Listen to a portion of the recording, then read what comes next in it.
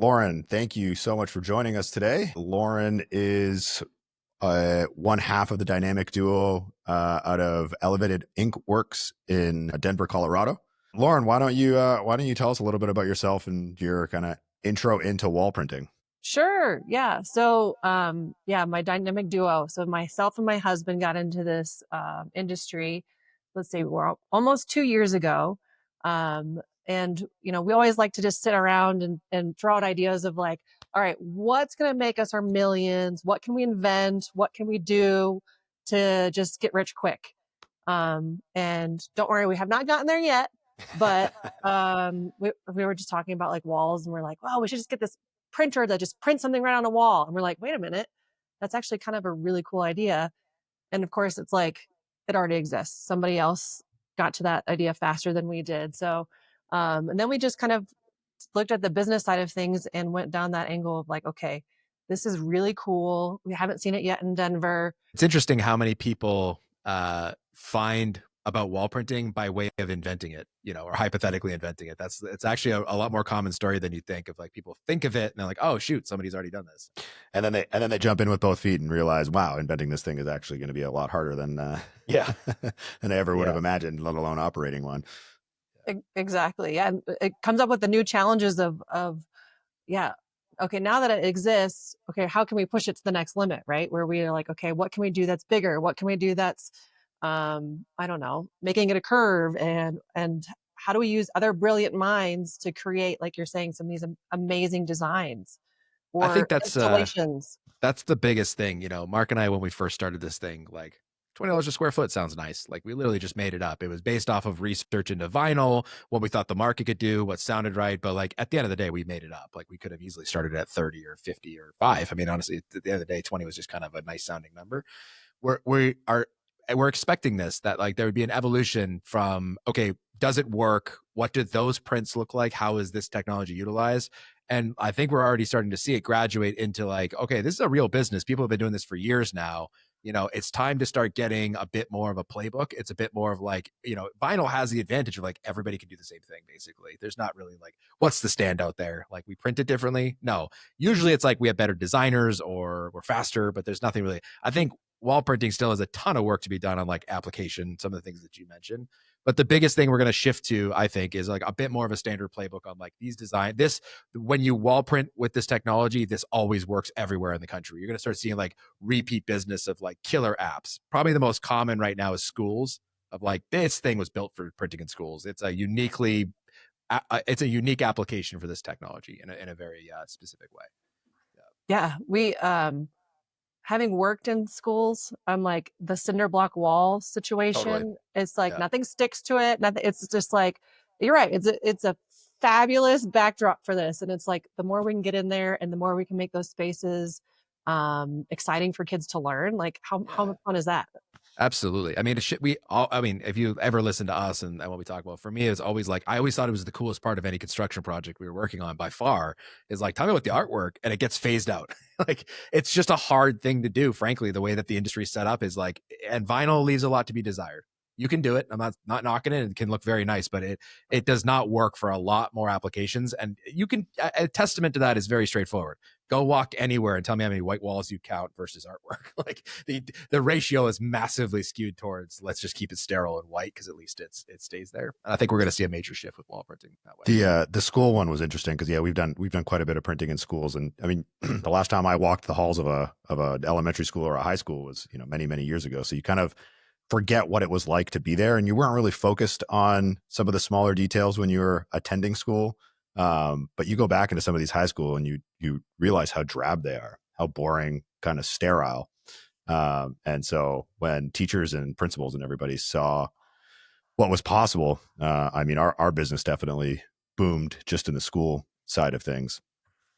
And we were able to print, across the board in multiple high schools with multiple murals, multiple themes. And we got to work with some really cool artists in the process too. The schools were pretty adamant about finding local artists that we can collaborate with so that they had a local representation in the schools. And, the flexibility of being a, wall printing operator allows you to kind of reach out to some of these people and collaborate on the art side. That makes things a lot more fun and interesting.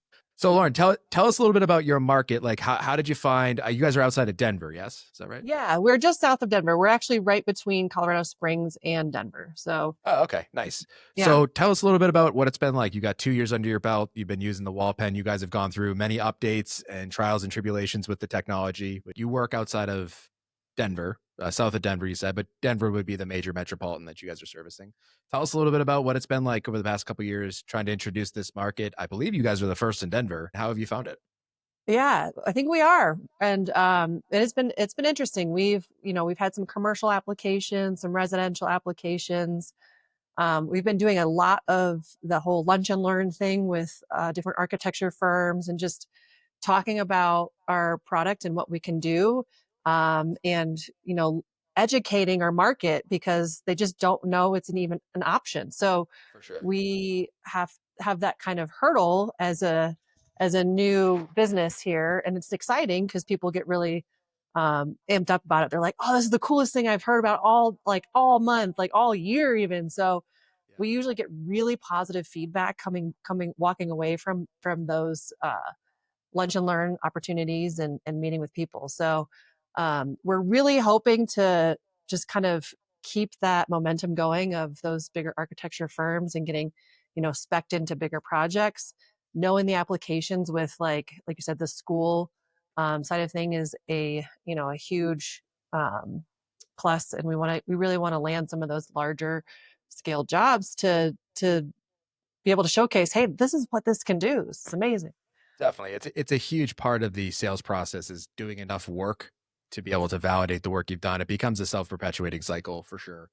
Yeah. Um, what would you say the biggest challenge has been in the education side of the market? To give you an example, we spoke with Sean from St. Louis last week about it, and he is already in the business, so he's already like comfortable and knows people's connections. But anybody we've spoken to in the print business basically talks about the challenges of staying top of mind, right? And it's how do you capitalize that excitement from when they first see it and translate it into real jobs? Would love to get your thoughts on that and how some of the jobs have come to fruition and what you're waiting on, what you think your pipeline looks like. Yeah, I think it's almost like what was the there was that movie, I forget who was the actor, and he was trying to bid on a really large scale government job, and he like underbids and it's like I feel War like that's dogs. always us. Yeah. Yes. Yeah. But it's like we're gonna like, okay, we want this job, but what's our like what can we really do? What's our bottom line that we feel comfortable with, and what can our what do we bid on? Or are we going to undercut ourselves? So I mean, I always feel like that's a challenge to like be able to give the right number associated with the value that we're actually bringing into the project. That's So that's interesting. Let's pause here for a second because I think it's a super important part of any of these businesses going out there is bottom line versus top line, right? Is like right. looking at the perspective of what are you offering and why. I'll just give you a little tip. I found this out last night. I'm not going to name names, but I know an operator that charged $75 a square foot, Wow, and they apparently thanked him and hugged him at the end of the job. They were so happy with the results. To give you that's some context amazing. of like when you start talking about how do we make sure we don't, I can't stress this enough. Price is after you've sold them. If Right, you're going in on price, I'm not saying you can't do it. It's always a race to the bottom, and you're always left with this like, well, what could we have done? And the problem is you end up in sort of price conversations. What you really want to be talking about is value and how you can do more for them. The second you get into like price, like anybody who thinks $20 a square foot for what we're offering, like clearly doesn't understand the advantages because there's almost no pushback in the market. The right. times where you see pushback is when there's a direct comparison to cheap vinyl, which is most often propagated by the people selling vinyl.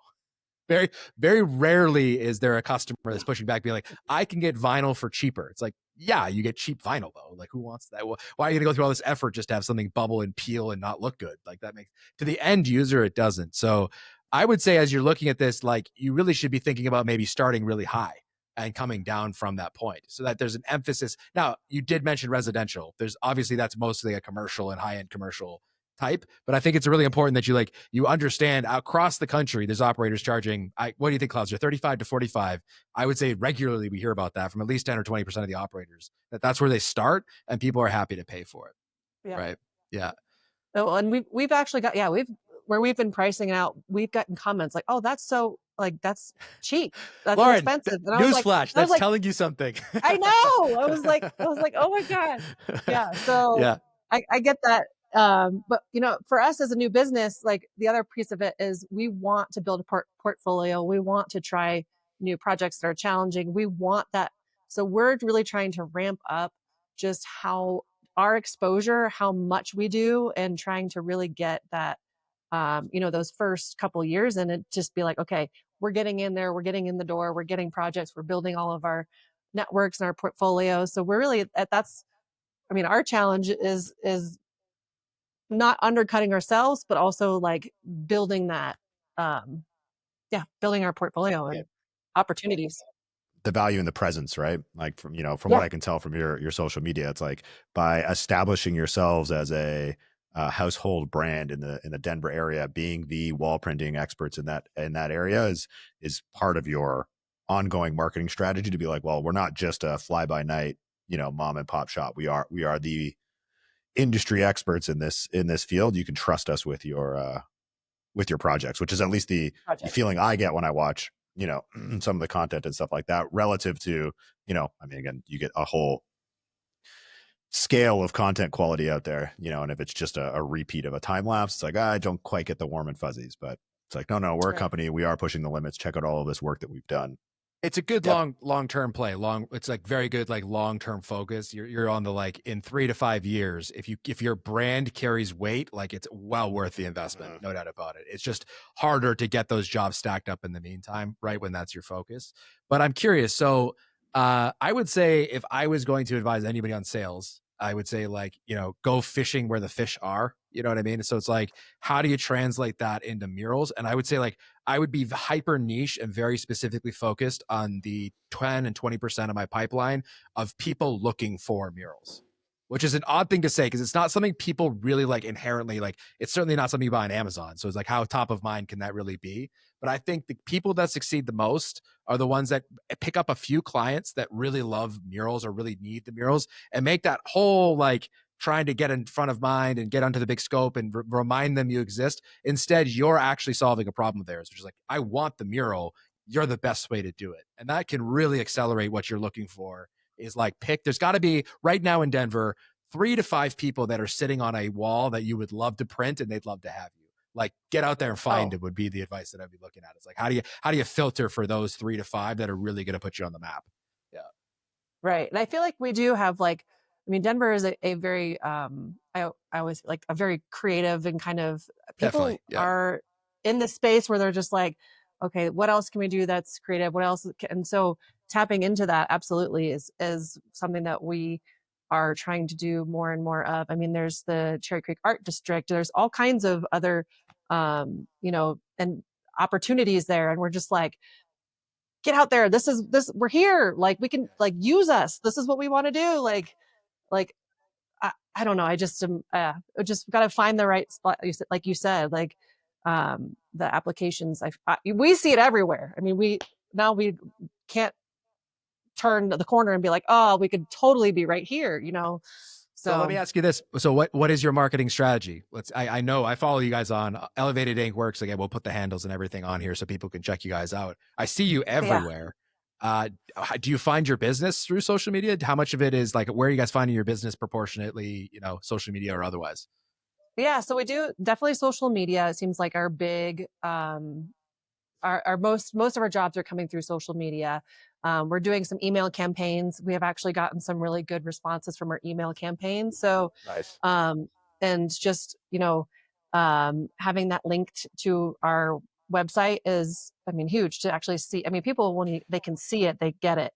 Any of the static we like the flyers and marketing pieces where we send it like door to door, it doesn't seem to fit for us because it's like if we have a picture of a printer and a wall behind it, like are people going to put together two and two like what is this actually doing? What does this actually mean? So um we feel like anything that is video footage, like you said, email campaigns, social media, all of that piece is hugely advantageous for us. And then honestly, just doing good work, getting out there and networking, word of mouth, like just some of that piece is huge too. And knowing the who's who and getting connected and making and having those conversations. How, Yeah. So go ahead. Go how are ahead. you? I mean, everybody in the marketing world knows that if you can get somebody's email, that could be a potential buyer. Email marketing is that, one of the best ways to convert. How are you guys kind of filling your email list? Where are you pulling some of these emails from? How are you getting people interested to give you their email? So that's a really good question. We have somebody doing that for us. So I bet that he would know. Yeah, no, that's great. I think that's also something important that people need to recognize. Like, you don't got to do it all yourself. There are experts in Right. in their respective fields. What we found, and Mark and I have gone through a phone book's worth of experts trying to understand the marketing of wall printing, and it does take a fairly heavy hand from at least us. We found to educate the marketers on what it is that the customer is actually looking for, and then they can kind of tailor their marketing message accordingly. Because if you just give a marketing agency kind of free reign, we've found a lot of them fall flat. Yeah. Well, and I have there's lots of um different ideas that we come up with that we're like, oh, maybe we should tap into this, and just different like pockets, like Denver Fashion Week. Like, can we get into, because people, not just necessarily, so it's targeting architects and just different groups of people. And I think that's kind of where we've kind of had our focus for this, for someone that works with us to help with those email campaigns is, okay, well, painting companies, and we kind of talk about like, okay, who else could use us, and just creating those um, groups, I guess you will, to kind of target more focused target for our potential clients. Yeah, that makes sense. It's definitely the right way to look at it. Because like the problem with one of clients is like that, that's not gonna get you guys any easier when you go to find the next client. Trying to constantly find end users that are just one ofs is always tricky. So you always, I think the best way, especially if you have a pretty much untapped market like Denver, I would be going after people that I think can give me recurring business or would be really good examples for other potential places like car dealerships. Big white spaces need Yeah. to change over all the time, and they're actually, I mean, they think maybe you'll buy a car, so they're actually relatively easy to talk to, and they get it right away. I think that's where I would probably, if I was going to give advice to anybody on this, and you guys especially, I would filter it down to like what are the ones that are the easiest to get to, that have a need, that get it right away. Like where you're not explaining why branding their space could be really powerful, right? You're explaining how your way of doing it is very much better than theirs, especially if they're already doing it.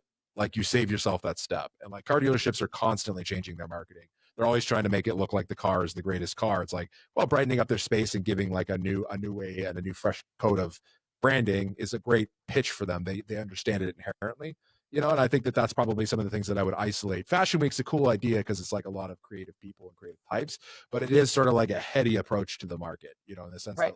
how many of them are ready to buy a mural right now? And I think that would be, if you're going to focus your marketing on anything, it'd be like, who's the right now client? Because everybody else is going to see the right now client's work. It's what you were talking about, getting your portfolio. It's like, if you take the right now people, that will be a self-perpetuating. Not only will you connect with more likely people that are in that space that want the same thing, but also it gives you that benefit of now you're broadcasting it on your socials generically for anybody who might be interested. I would love to be just show up in a Porsche and be like, hey, I have a Porsche, and guess what? I can print your Porsche on a wall. Right. That would Yeah, be sure. great. I think, actually, come to think of it, have you ever tried doing renderings as a part of your sales strategy? We have not That's one actually. of my favorite stories out of it's called The Wealthy Barber. It's like a Yeah. intro to finance book. But in it, he describes his sister-in-law as a summer job. She would drive around like ritzy neighborhoods, and she would take photos or you remember what the landscaping looks like, and then she would paint what she thought it should look like, and she would give that to them for free as like a marketing tool of like, hey, like, would you like? And she killed it. And you can imagine why. If somebody drops off a pamphlet like, hey, I looked at your house, I think it would look a lot better like this, you'd be like, wow, how much would that cost me? That looks fantastic. I love that. And so That's you're the sort one of I want. saving people the step, you know? Yeah, renderings is an interesting one. Yeah. That's definitely one that we use, and it makes it helps the customer kind of get over the hump on what's possible. And it's like, it's actually incredible how much how realistic they look. Like I've done renderings for clients that ended up closing on the project, and then we went to go print the job, and I've given the side by side to my wife and been like, "Can you tell which one we printed and which one we rendered?" And she's like, "No, I can't. Those look exactly the same." You know, so That's for a client amazing. to be able to visualize, it's like, well, that's what it's going to look like, almost guaranteed, right?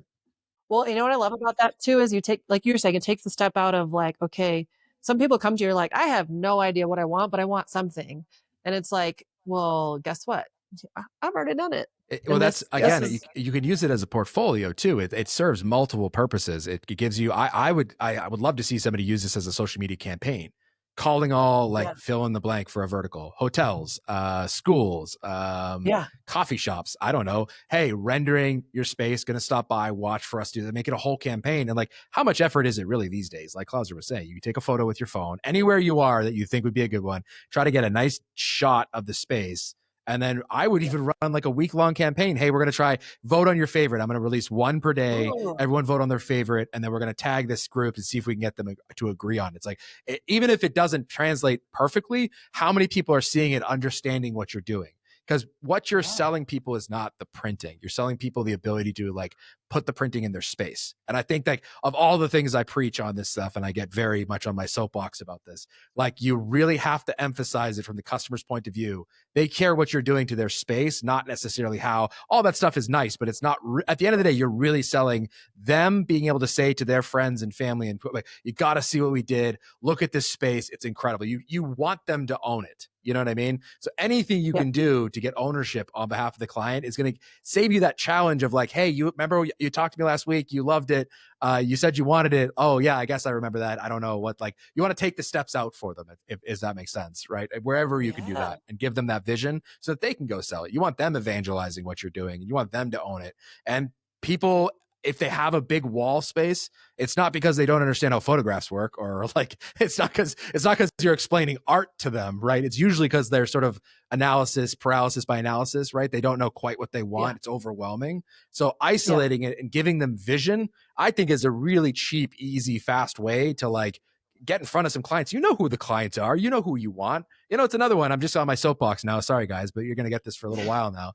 Another one that I think is completely untouched, and a place like Denver especially, go in and sell people with warehouses that have people working in those warehouses the benefit of like how much more you can get them to buy into your brand as a company and all these things, and how putting a 50-foot mural can blow people away. It'll be a place that people want to, because that's the client you want. So go and like Right. figure out what they'll agree with you. Trust me, no one owns a warehouse that looks at it as like, man, I'm glad this looks like a big barren warehouse. Like no one's saying that, right? So to give them that vision of like, hey, I think you should do this. I can do it actually way more affordably than you would expect. You would expect this to cost tens of thousands. I'm telling you, like I could probably do 2 or 3 really decent murals for you for like 5,000.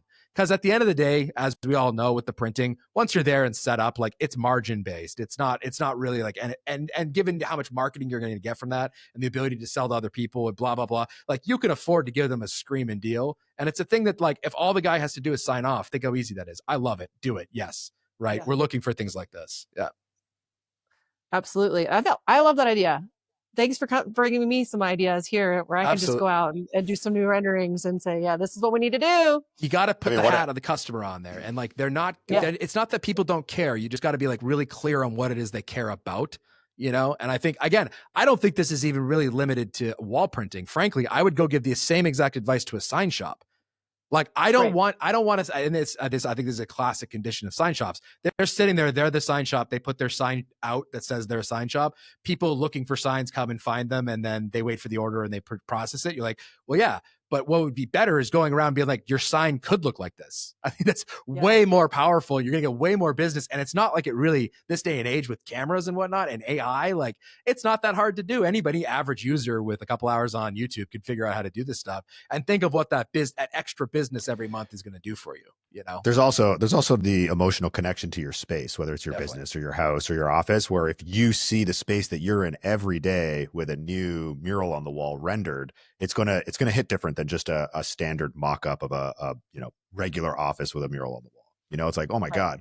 God. One of the things that we run through, small pitch for the Wall Print Academy, but our artwork section of the Wall Print Academy, we go through Google and we picked a yoga studio I went through the pictures on the Google listing. I downloaded the picture and I rendered up 3 murals for them right from, I didn't have to leave my desk. And you can go and take those renders, be like, hey, I noticed you guys had a big white wall in your space. Like, any consideration for a mural? We can get this done for you. And, this amount of time for this amount of price, roughly speaking. Like, if you're interested, great. I got You a just great keep hitting idea. people that way, right? I got a great idea for it, Lauren. If I was doing this, I would go online and I would see if there's a way to find new businesses opening.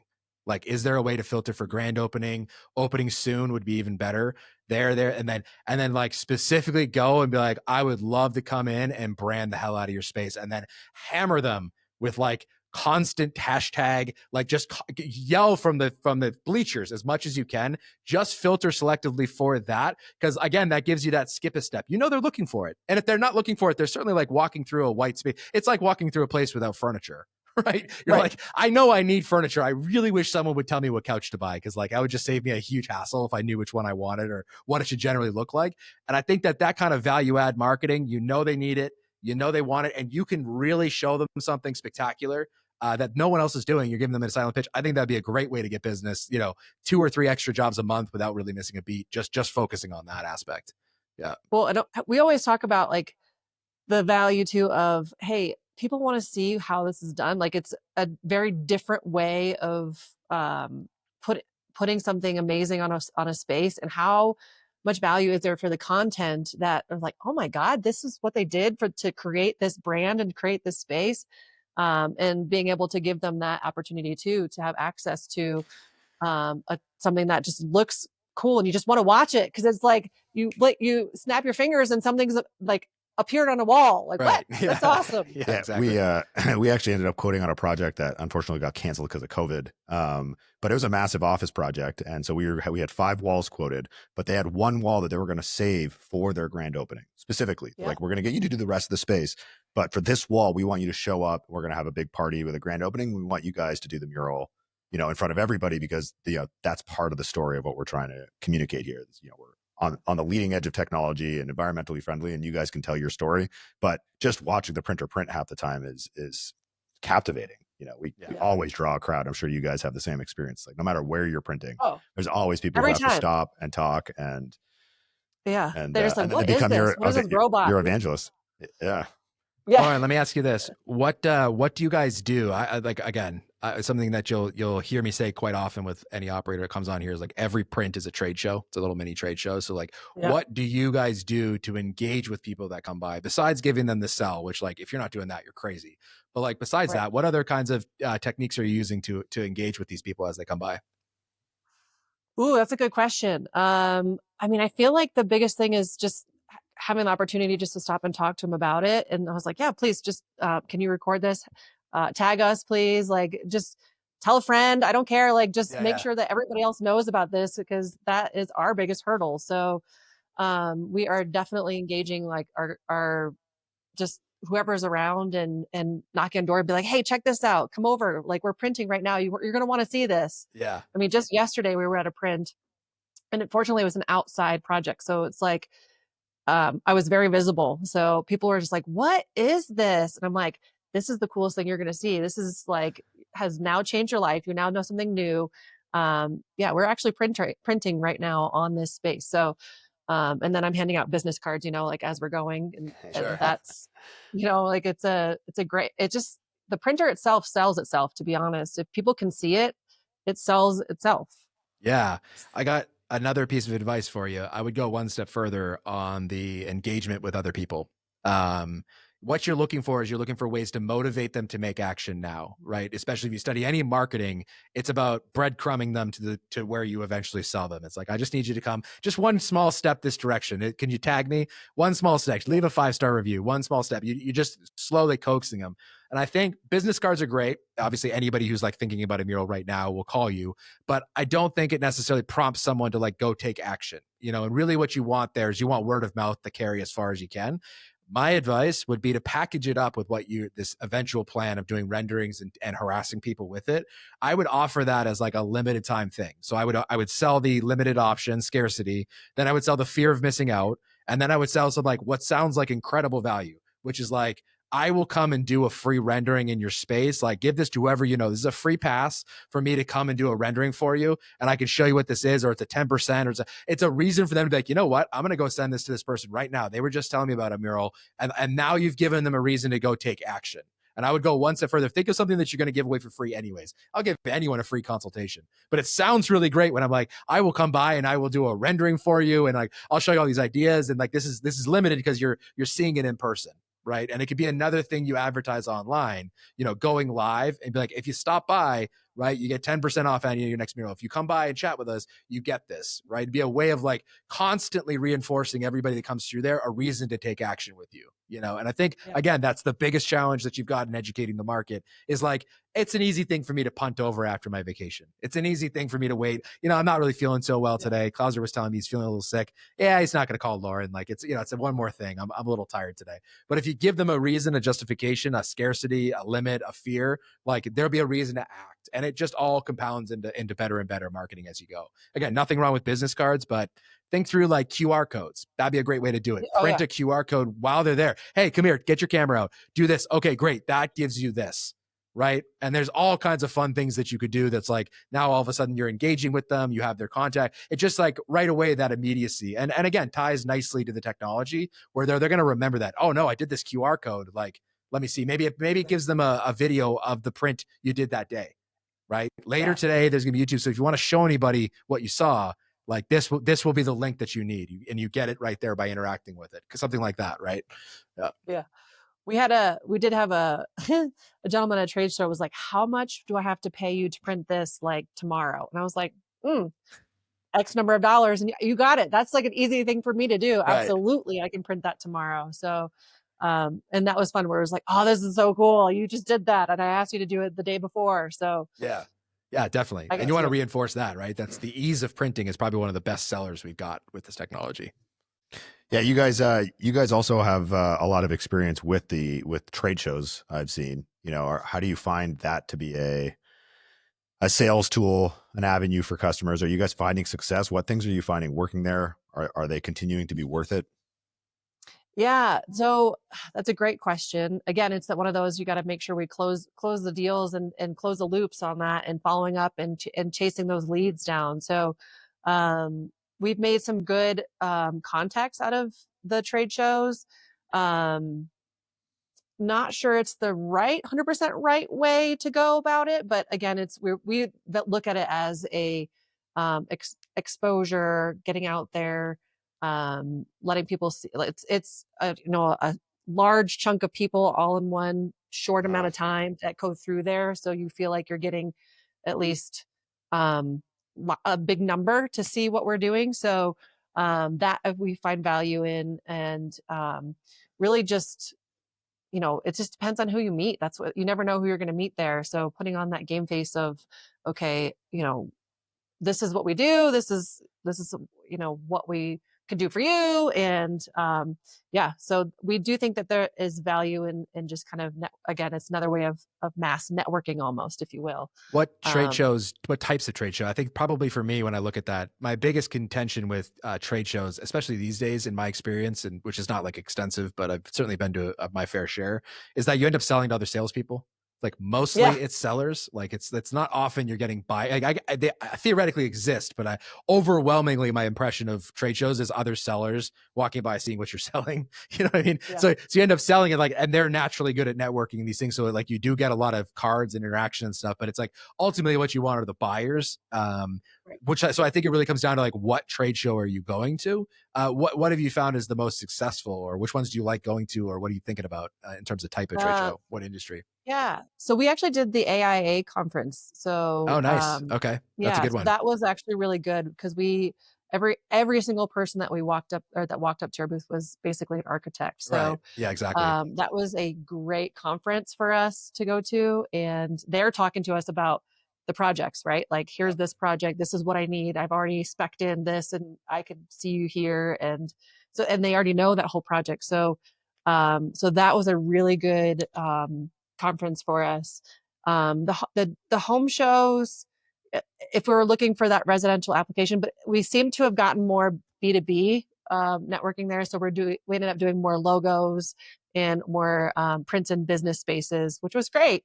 But it wasn't like a larger scale project that we're looking for that has that budget of being able to say, okay, I've got, um, like DU that we're working with, or CSU, or all of the big universities here, or any of the healthcare campuses that are here that are local too. So but AIA was a great conference for us.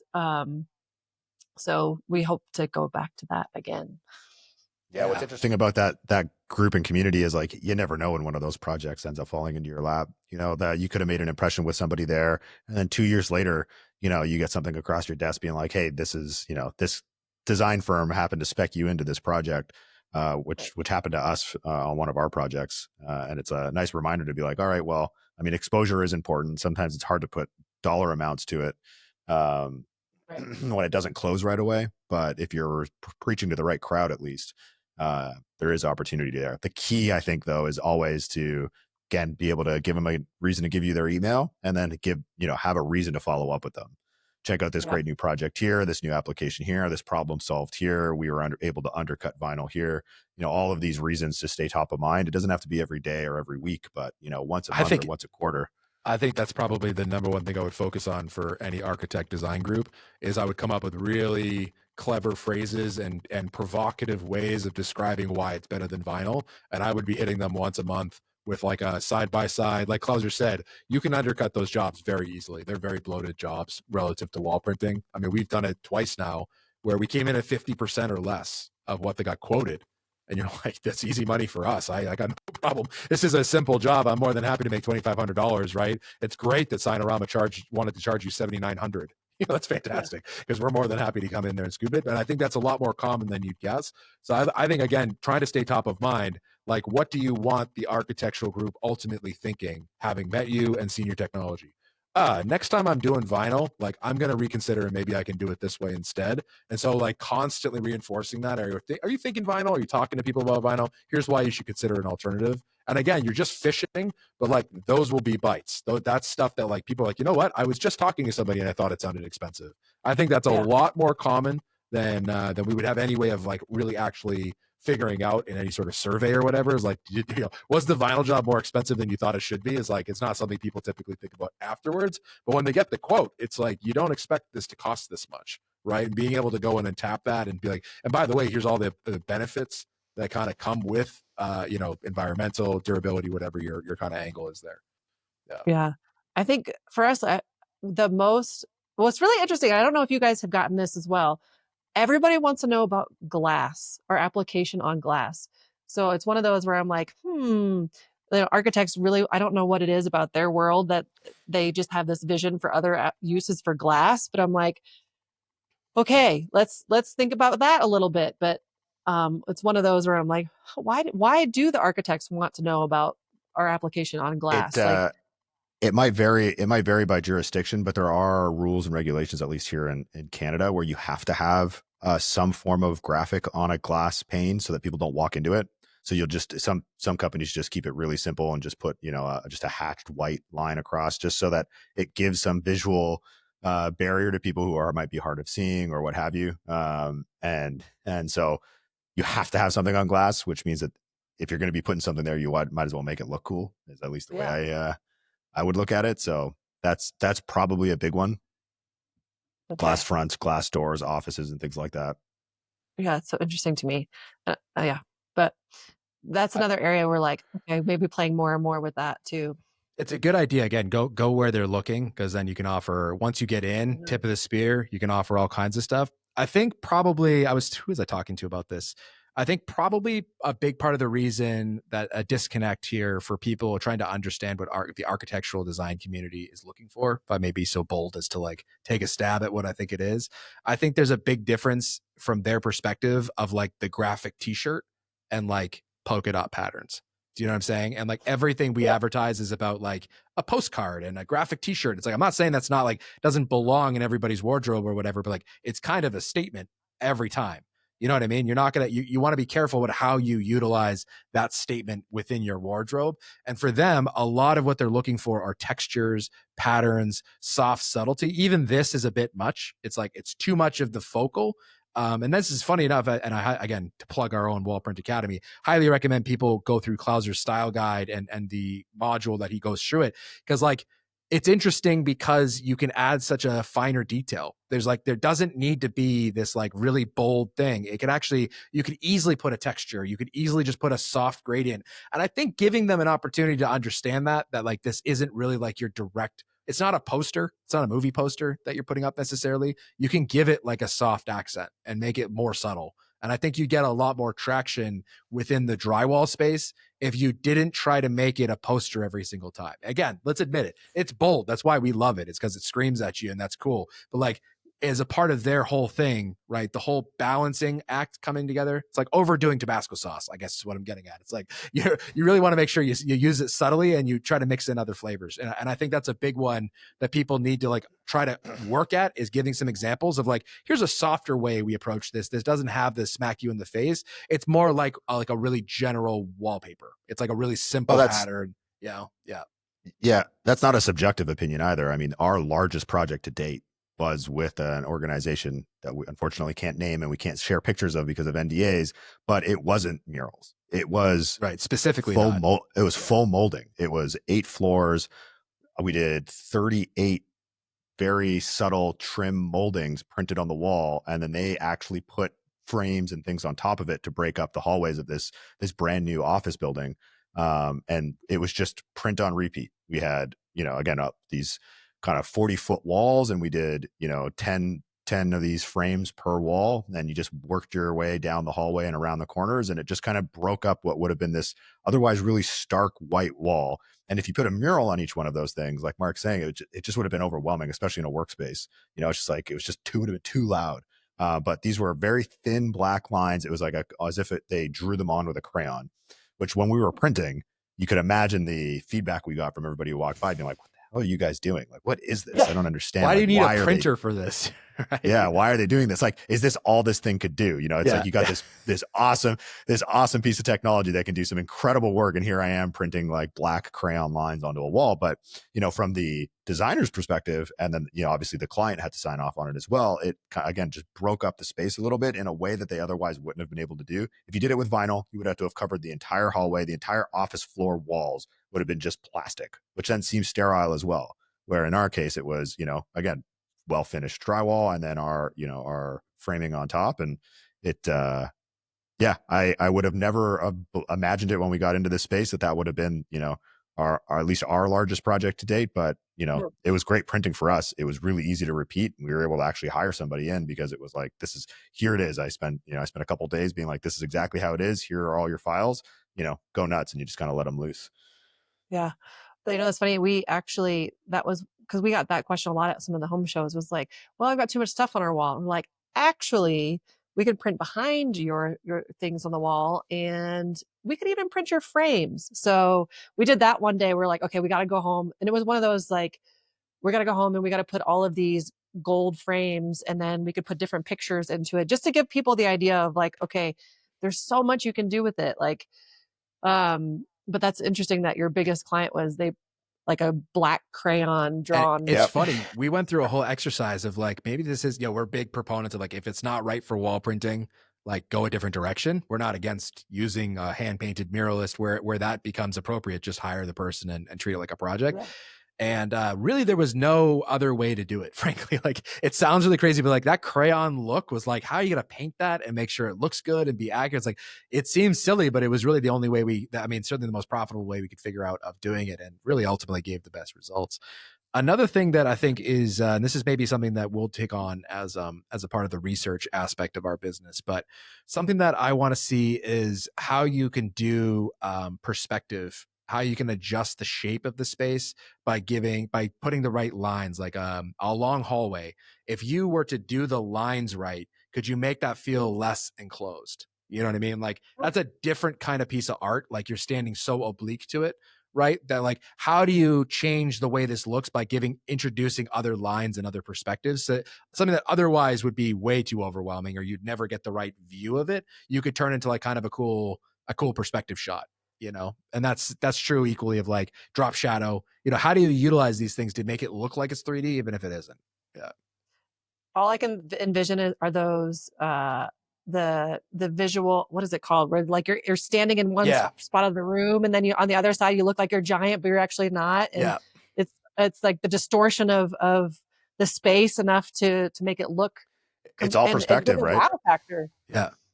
Yeah, you see it on sidewalk art, right? People look like they're Yeah. standing on Oh yeah. like, so, I mean, I'm not trying to make people vomit as they walk down the hallway. I'm not trying to make you feel dizzy, but I think that like if you played with it, you could find some really subtle things that you could do that just makes you feel like less trapped in the box, right? That I'm not good enough design to understand what the lines need to do. But I think if you worked at it, you could really just look at how people break spaces up like that and then offer that accent.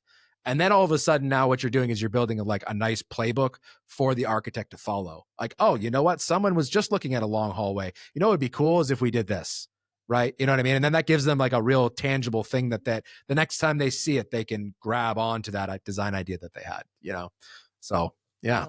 I love that. Like you said, my background is definitely not design world, but I'm like, I need brilliant brains for this tool. Right. So come on, like use it. I want your brilliant brain to come up with some of those amazing projects, like you're saying, that could just be, yeah. Yeah, We're a definitely. tool, and we want to be a tool for people. Yeah, That's it's harder to be, that's for sure. Trying to just be on the tool side. I think offering a head Well, start on vision for most people, even designers, like I think if you can get a designer to disagree with you, that's a win. It's like, because oh, that means at least they're invested. Like, no, I disagree. I think it should be this. It's like, tell me more. What other color should I use? And right. It's like if you're paying attention, they'll tell you exactly what they're looking for. I think that can yeah. be very powerful. Yeah. Yeah, that's interesting, and a big barrier to entry for a lot of people as well is the art side of things. And so I'd be curious to know, how are you guys approaching that? Do you guys, one of you, Kyle or yourself, have the artistic thumb, or are you outsourcing, or do you have a team, or how are you approaching artwork?